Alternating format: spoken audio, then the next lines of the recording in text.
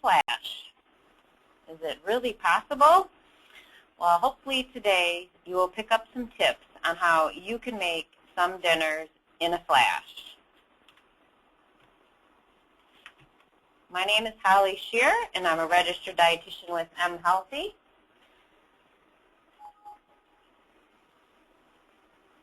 And before we get started on talking about dinners in a flash, I want to quickly review the Choose My Plate graphic. So when we're planning our meals, we're making sure that we consider all the different food groups and things that we want to include. Now, you may not include all 5 food groups with every meal. That's okay. Over the course of the day, it's great to make sure you're including all the different food groups with your meals and snacks. So using this as a guide, we first want to take a look at the left side of the plate and try to fill our plate half with fruits and vegetables. And this will make sure we get lots of great vitamins and minerals that we need. We get the fiber to help fill us up, and also lots of great color. The next thing would be on the right side, we actually split up the plate into about 1/2, a little bit more than 1/2 grains, preferably whole grains, which we'll be discussing different whole grain options today. And then the rest of the plate would be filled with some type of protein. This could be a meat-based protein, it could be a fish, it could be a vegetarian source of protein, whichever option that you've decided to include. The other thing to think about with your plate is how big it is.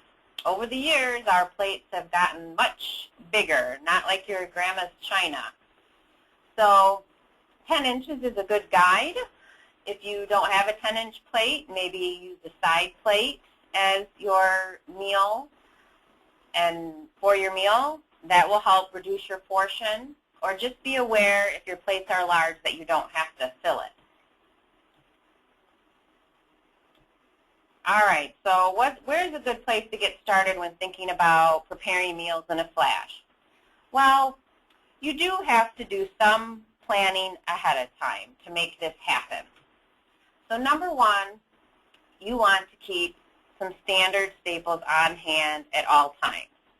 And you might build this up over the course of several months if you don't have a lot of these items, and that's okay.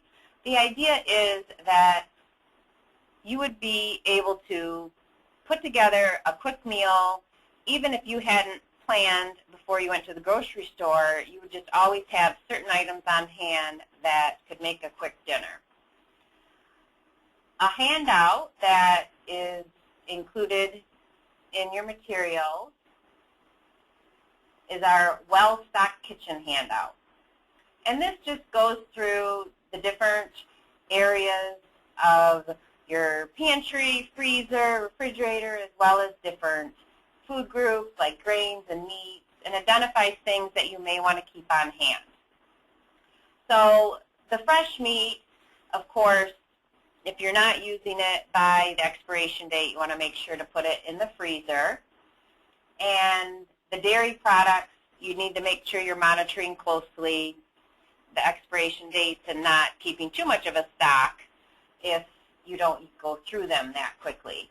But in general, cheese, yogurt, eggs, and cottage cheese have a pretty decent life in the fridge if you've bought them at a good time.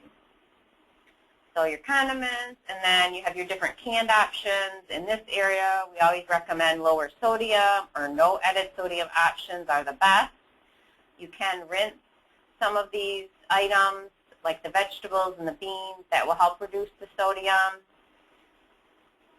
And then in the frozen section, in addition to your meats, you may want to also keep some vegetables, fruits, and some vegetarian type choices. And now you can even get frozen whole grains such as brown rice, which is helpful. It can be quickly prepared. So going back to our presentation, So keeping an inventory of what you have in your fridge, freezer, pantry, when you run out of something that's a standard staple that you always want to make sure you have, go ahead and add it to your grocery list for the next time. Another idea that we're going to talk about today is planning meals around themes. So you may have a different theme for different nights of the week, and that will help keep planning a little simpler. So the first idea for a theme we're going to look at is using your slow cooker. And this may be a good option for a Monday because you may have more time on the weekend to prep items that you could just throw into the slow cooker on Monday morning. And there are a lot of different options with slow cooker recipes to make sure you're getting a very nutritious meals. And for some of your meats that are lean and maybe tougher to prepare, putting them in the slow cooker in the liquid actually helps keep them more tender. So whether it be venison or another lean type of pork or beef, the slow cooker is a great place to cook those meats. Vegetables also tend to absorb more of the flavors as well as the meat when they've been in the slow cooker for a long period of time. Next, maybe on Tuesday night, you want to think about having a fiesta night. So there's lots of options here as well. And you may even want, with any of these dinner meals, you may think about making extra so you could have lunch the next day. Or if you know that you're going to be out and about one evening and not have any time whatsoever to put together a meal, maybe you want to make enough for your dinner meal the next day. So eating the same thing 2 nights in a row, or maybe you skip a night. Most of your cooked meats, vegetables will last 3 to 4 days in the refrigerator if you put them away within an hour or so after you prepare them. So when thinking about the fiesta night, there's some different options here. You can use whole wheat tortillas. You could use the whole grain pizza crust. We'll talk about that more in a minute. Or you could opt for nachos and use tortilla chips. So with the tortilla chips, you just want to be careful how many you're using because the calories could add up more so than maybe the tortillas or the pizza crust. And so then you want to look for your protein, and that could be either a meat base like chicken or beef, or it could be a bean. The beans, again, could be a quicker option if you don't have any meat prepared, cooked ahead of time, or if you hadn't taken the meat out of the freezer to cook, using just the beans would be a really quick option and still getting your protein in there. The vegetables may be helpful if you, even if it's just Tuesday night, you could have prepped these on Sunday. And depending on if you like them raw or cooked, you could do fajita style and do quick stir fry. With a nonstick pan, you really don't need any oil to stir fry vegetables like peppers and onions. Just got to make sure you stir it quickly and watch your heat so it doesn't burn. Using a variety of reduced fat cheese, you'll still get some melting with a light cheese and save some saturated fat, better for your heart. And then depending on what you like on top, you may choose a healthy fat with avocado or guacamole, some salsa, or even a little bit of light sour cream to top that off. So one product that we like to recommend for quick, either fiesta, different type of fiesta with a black bean pizza, and we're going to have that, we'll have that recipe in your materials, or doing a traditional pizza is a pre-made pizza crust. And whether it's this brand or another brand, you just want to look for a whole grain or 100% whole wheat option to get some more vitamins and minerals and fiber with your pizza. Or if you don't want to use the full pizza crust here, you could make little mini pizzas using whole wheat English muffins. So that's another option for this type of meal. Next, we're going to look at a salad night. And of course, with this type of dinner, you would need some time either the night before or on the weekend to prep the vegetables unless you're buying them already pre-cut. So lots of choices when it comes to putting a salad together. When you're looking at your greens, the darker the green, the more nutrient-rich they are. So think about more like mixed greens, spinach versus your iceberg. If you're using a bagged prep salad, once you've opened the bag, if you don't finish it, you want to take those greens out of the bag and keep them in a container, preferably a glass container. It'll help last longer. And you may even want to throw in a paper towel. It helps absorb some of the moisture so it doesn't go bad so quickly. What are some other things you can add to your salad to make it a complete meal? Well, certainly we want to get some kind of protein in there, whether it's a meat or even something like cottage cheese. Again, your beans, quick protein, rinse the canned beans. That's a great option. We could do eggs once in a while. Edamame, we're going to talk about in a minute. Or maybe you want to go with something different like tofu or try the canned tuna. It's great to add a little bit of fat to your salad. It helps absorb some of the fat-soluble vitamins. And so we put some options here, whether it's avocado, sunflower seeds, nuts, olives, and then a little bit of salad dressing. So with the healthy fats, you just want to watch the portion because the calories will add up very quickly. So small portions of these healthier fats. And the dressing, you may opt to put it on the side and dip your fork in the dressing if you're concerned about adding too much. And then lastly, maybe adding even a different twist to a salad by adding some fruit. And if you're not quite full enough with the salad you've made, maybe pair that with a bowl of soup or some whole grain bread or crackers to get some whole grain in there. So edamame, what is that? This has been out for a little while now.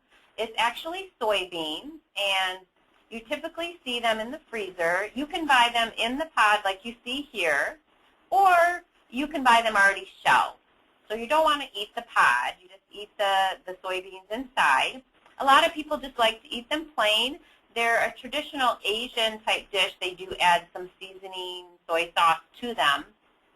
But they do have a little nutty flavor if you just want to eat them alone. Also, you can add them to your salads cold, or some people like to use them as a protein for their stir fry. So there's a lot of versatility, and again, a good option that you can keep in the freezer and it will last for a long time. And as you can see on the nutrition profile, pretty reasonable in calories and low in fat, and a little bit of fiber and a decent amount of protein in a half a cup. All right, so next night. So we're on Thursday night. So we're running out of time. It's the end of the week. We haven't prepped a lot of things that are going to last this long. So what are we going to do for Thursday night? Well, let's try a baked potato night. If you choose to put the baked potatoes in the microwave, that's going to speed up your time. You can use white or sweet potatoes, whatever your preference. And pretty much any type of cooked vegetable can go on those potatoes. Again, if you are looking for something really quick, you want to have some frozen vegetables on hand. We'll talk about a product on the next slide that you could consider for the frozen vegetables. And for some protein, you could use some low-fat cheese or cottage cheese. Maybe if you had some leftover chili you had made on another night, you could add that, get you some protein, and maybe a little bit of low-fat or light sour cream. So what about frozen vegetables? Is that a good option, something that you want to have on hand? Definitely. They have come a long way over the years. And these new options where you can steam them right in the bag in the microwave definitely produce a much tastier end product. And There's a lot of different varieties, and even doesn't have to be a brand name. The store brands have these type of things. What you want to watch out for is added sauces or spices that are going to increase the sodium or the fat. So you definitely can find ones that don't have anything added. Those are the best options, like the one you see here. So pretty much no fat, sodium pretty low, and you're getting a little bit of fiber in the 1 cup serving there. So, and lots of varieties here. So definitely want to keep some frozen vegetables in your freezer. And these, some people ask, you know, are they as nutritious as fresh? And actually, certain times of the year, they are more nutritious than fresh. And that's because they're frozen at their peak of ripeness, whereas the vegetables we get in the wintertime are traveling long distances and may have been picked a little early so they could make it to us before they go bad. So definitely frozen is a great option. All right, now we're down to Friday night, and you really are tired and just do not feel like cooking. So we're going to make it a sandwich night. And how can we make sandwiches more interesting? Well, let's look at some options. So first thing, looking at your bread. Lots of choices here. You could do a variety of whole wheat bread, tortillas or wraps. There's sandwich thins, English muffins, bagel thins, lots of different options, whole grain options for the base. Then looking at the protein, if you're doing some type of lunch meat, you do want to try to look for the ones that are nitrite or nitrate free, or maybe you have some leftover meat from another night that you can use for your sandwich. Maybe try a frozen veggie patty, making tuna or chicken salad with some light mayo or yogurt would give you, again, many different varieties with the protein. Sandwiches definitely are limitless when it comes to vegetables. Think outside of the box. Don't always think just, oh, lettuce and tomato. What are some other things that you could pair with your protein to make a little more substantial of a sandwich that's going to fill you up? Sorry about that. And what else can we do to make sandwiches a little more exciting? Maybe try just a little bit of condiment to add a little more flavor or spice, like a special mustard or a barbecue sauce. Not too much. We don't want to add too much extra sugar or calories, but just a little bit to give it some flavor. Or look at adding a healthy fat, like an avocado would be a great addition to your sandwich. What about peanut butter and jelly? Is it just plain old, regular way Mom used to make it? No, you can add certainly different options to peanut butter and jelly too. You could add some fruit, maybe use a little honey instead of jelly. And what about grilling it? Actually, any of these sandwich, grilling or toasting the bread is going to give you a different flavor and make it a little more appealing. And lastly, you probably want a little more than a sandwich, so maybe adding a side salad or some veggie soups to get you some more vegetables, maybe a piece of fruit, or some kind of a dairy for some more protein to give you a little more satisfying meal. All right, so looking at a couple different options for sandwiches, comparing the big old bagel, 360 calories, pretty high in sodium, and even a little added sugar there. Compared to a sandwich tin, there's one brand you see there, but there's a lot of different brands out there, or a bagel thin, similar nutrition profile. So a lot less calories, sodium's a lot lower. You still got a good amount of fiber and less sugar as well. So definitely want to check out the different options for sandwiches. So these are the recipes that will be with the materials that we'll send you. So that's a good place to start, or maybe it's something you just want to try to do once a month is go online and look for a new recipe to try. So you don't have to redo everything that you make, but trying one new recipe a month maybe that's going to be great to add some more variety to what you're doing. So just to review, we want to keep standard staples on hand, maybe use the well-stocked kitchen handout as a guide. Do need to do some planning ahead to make sure you have those staples, but if you have them, you may only need to think about the night before, what are you going to have? Do I need to get some meat out? Is there any vegetables I need to prep quickly the night before? So when you come home, it's quick. You just put it together. It doesn't take a lot of time. And cutting, one note on that is the smaller you cut the vegetables or the smaller you cut your meat, it's going to cook quicker as well. Want to make sure that you're keeping that grocery list when you run out of items. Keep it ongoing, and that will help you stay on track. Also maybe help you not buy things you don't need. Do need to think about, whether it's on the weekend or a day off or a night you're home, what can you do to either prep for that night or the next night. If you're going to make a quick meal, particularly if you're coming home after work, you're going to have some things done ahead of time. And we talked about trying new recipes. So hopefully today has given you some new ideas to think about and really just taking it one step at a time. You don't have to go from making 2 meals a night to making 7 meals a night, or a week, I mean. You can just try to add 1 more meal a week than you're doing now, and that's going to be a step up from what you have been doing. Or if you're making meals but you're just not happy with the nutritional balance of those meals, again, try to modify 1 meal a week, and after a few months, you'll be looking good. So thank you for listening today, and we'll see you another time.